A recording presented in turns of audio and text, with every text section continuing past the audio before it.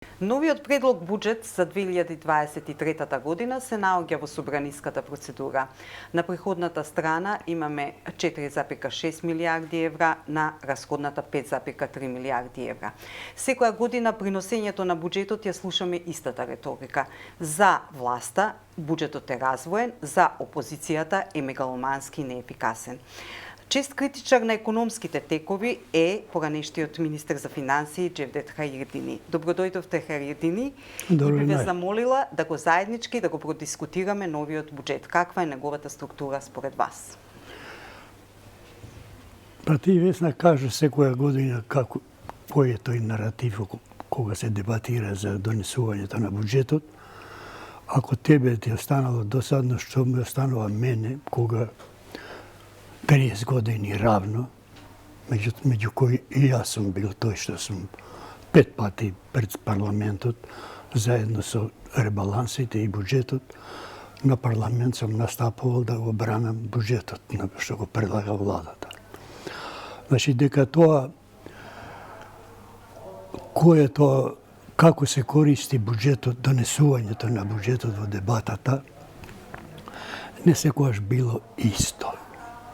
Значи, од година во година, од владата на ВМРО, а очекувавме дека така нема да биде со ова влада нова, со СДСМ на власт, цела дебата, па и буџетот се концепира и се образлага и со премногу популизам и пропаганда, што кај буџетот, кај парите, тоа не би требало да е, а кај во другите области и можно е, културата и така натаму, достигнувања. Јас, а за и многу други во своје време на 90-тите, вака не настапувале министрите, па и владата околу дебатата со буџетот. Сега имаме ние ист министр 2 години веќе, или трета, доаѓате.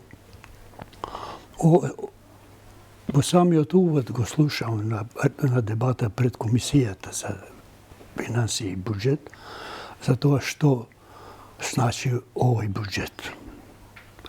Меѓу другото, дека е и за ќе помага и за евроинтеграциите, и за развојот и така натаму, што и не е точно. Буџетите, откако постојат државите, кралевите и царевите, служеле да се финансира државните функции. Народот давал пари. Ниту за развој, ниту за некои политички интеграции и така натаму. Според тоа, она што фали, што ми смета мене, кога конкретно е буџетот минатата година и ова, е фактот што апсолутно не е да се образлага и да се објасни на народот расходната страна на буџетот. Што владата со овој буџет прави со промени во расходната страна. Ние знаеме сите што се случува тоа.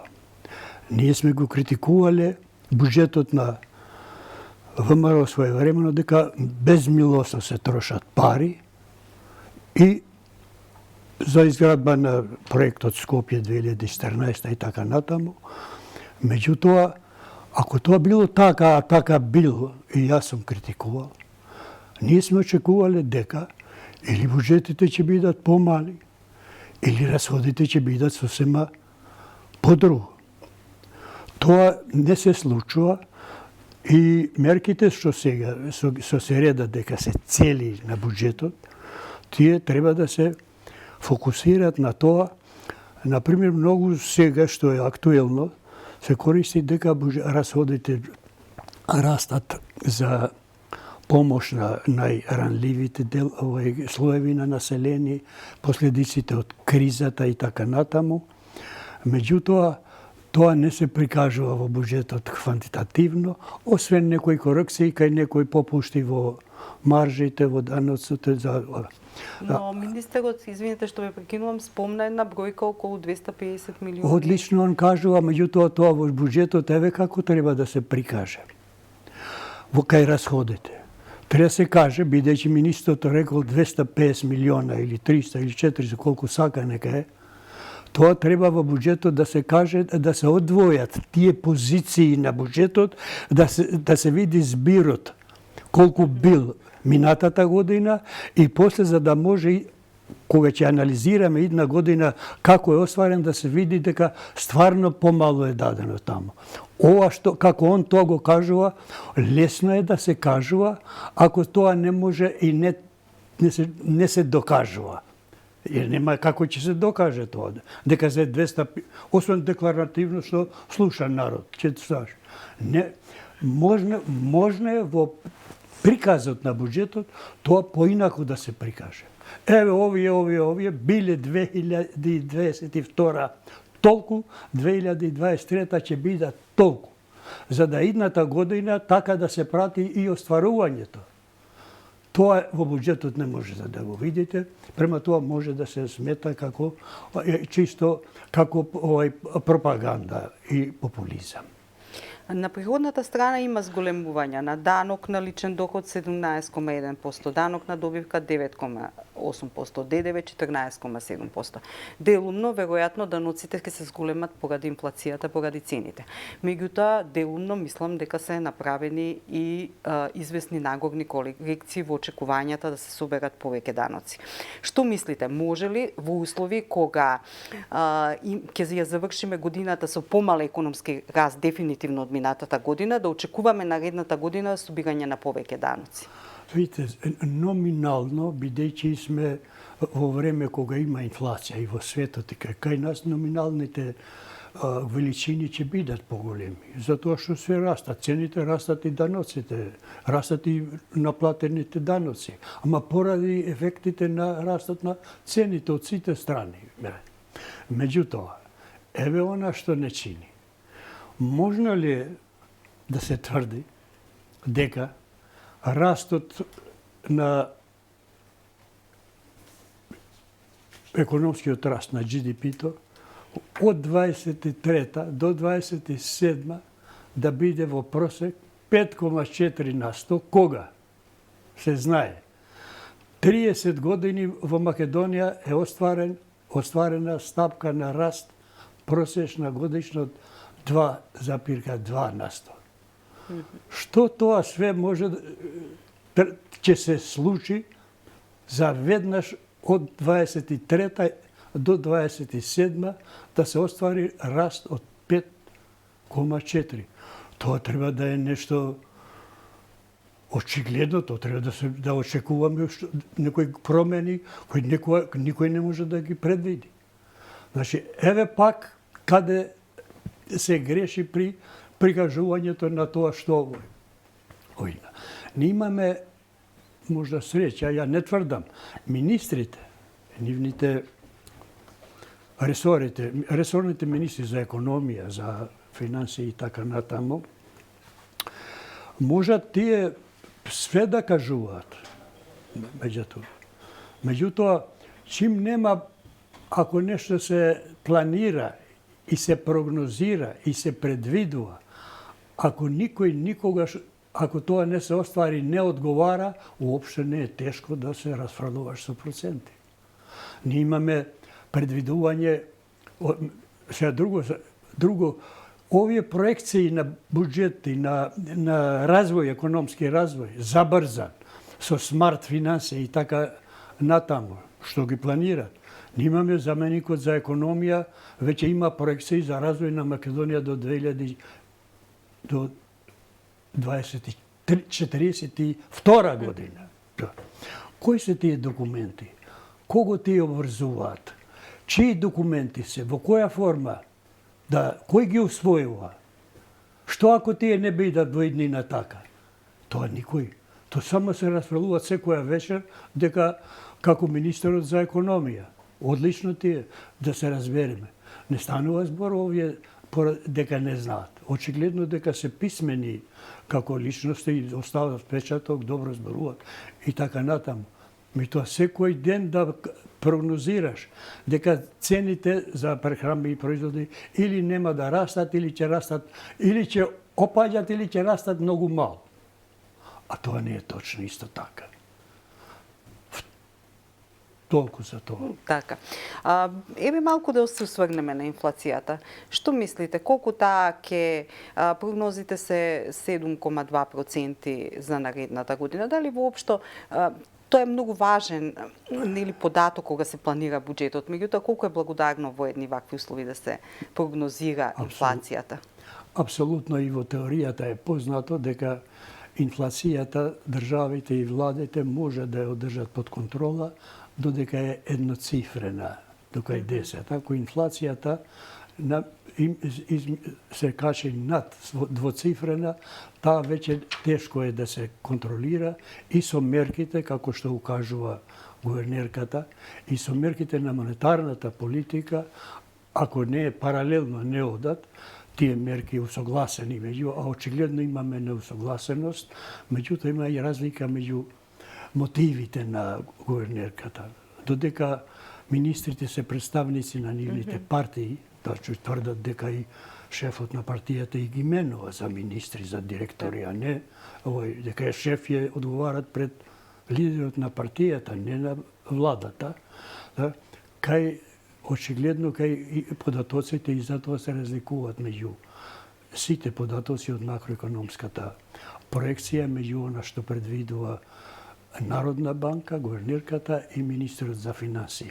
И во економскиот раст не е исто 2,3 и 3,4 од Народна банка. За годинава зборуваме, за наредната веќе Народна банка 2,6, односно 2 во полошото сценарио, а министерот за финансии 2,9. Поради овие причини на објективната поставеност, а и на личностите, граѓаните и сите треба да веруваме на овие по-песимистичките податоци и показатели што ги сега ги дава Народна банка.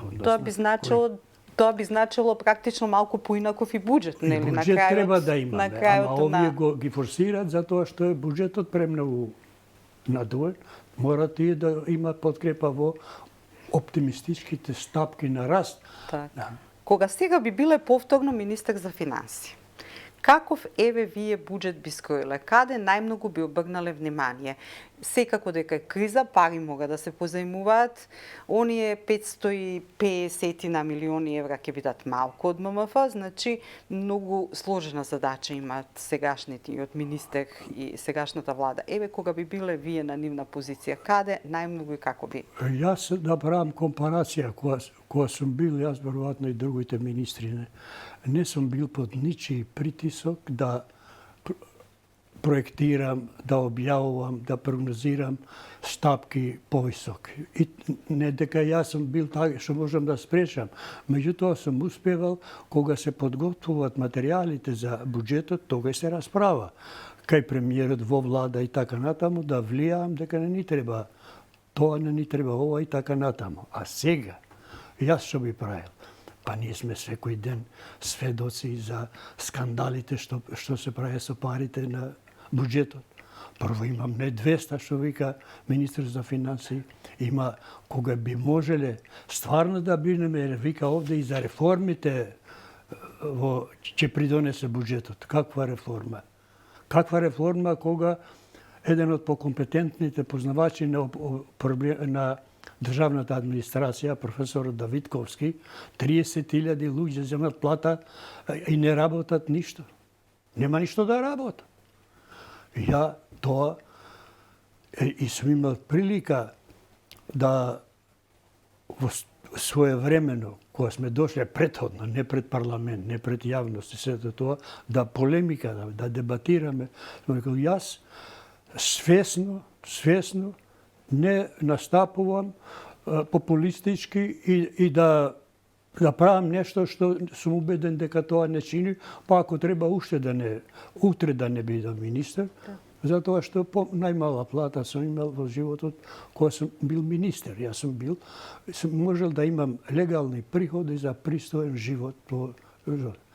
А да зависам од партија. Сум имал прилика да ми се заканувате од партијата, ќе бараме интерпелација. Па барајте интерпелација, кога сакате, зашто не можам ја на телефон некој камион на царина да ургирам, да се ослободи. А сега која состојба ја имаме? Која состојба сега ја имаме со министрите кои одат министер за заменик министер и директор на електростопанство. Термоцентрала Битола има директор друг, што не му го знаеме ни името. Земат коли, одат тамо да не известат дека работат генераторите. Па денеска на Фейсбук ќе гледаш дека работат од тука. И тамо да ојавуваат дека вестје дека работи централата. Па централата работи 40 години. Вестје и тревога е ако агрегатите не работат. Тога и треба да се каже.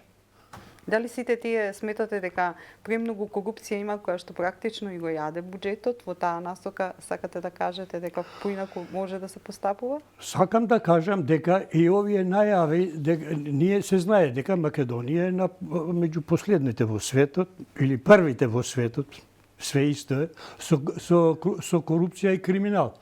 И тоа не сега, повеќе време, не се само овие виновни за тоа, само сега тоа се забрзува. Во група со Етиопија и со Колумбија. Ти да зборуваш сега дека тоа и ќе се бориме против криминалот и корупцијата, тоа треба да се гледа во прв сред во буџетот. Кога таму ќе писнат сите тие што досега земат и ќе земат пари од буџетот, со овој буџет зголеме начин 5,3 милиарди евра, тога ќе биде дека стварно владата сака реално и да се бори против криминалот и корупцијата. Секоја борба против криминалот и корупција, реален чекор, не може ова влада да обстојува ни еден ден. Така. Ви благодарам, господин Харедини, за овој кус разговор. Ке имаме следни прилики, ќе го анализираме буџетот и ќе видиме што и како напреднуваат бројките. Па се,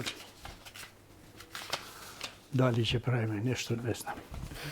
И со нашите укажувања, очигледно никоја. Нека излезат, тие нигде не ги гледаме да се соочат со луѓе што ќе ги прашат конкретно за нешто. Не може тоа да биде причина корупцијата или така натаму, затоа што Македонија нема ветинг. Па кој има ветинг во светот? Па тие земји кои што нема корупција во скандинавски и таму не прават ветинг, овде дојде ветингот ако биде, готово све ќе биде. Еве во кое време живееме ние. Или дека Македонија со овој буџет мора министерот така да зборува. Затоа што неговиот шеф вика дека Македонија го информира Ковачевски. Драгвир Ковачевски, за 5 години Македонија ќе биде рамноправна членка на Европска унија. Човек што... А вчера, викам, го слушаме премиерот на Португалија, вика, што ги лажеме земјите од Западен Балкан. Не доаѓа предвид нивниот засленување, ја самата Европска унија не е во состојба тоа да го прави. Добро, не е битно тој што рекол, ама премиер на Португалија. Не е Джевдет рекол или Весна. Така. Ви благодарам уште еднаш.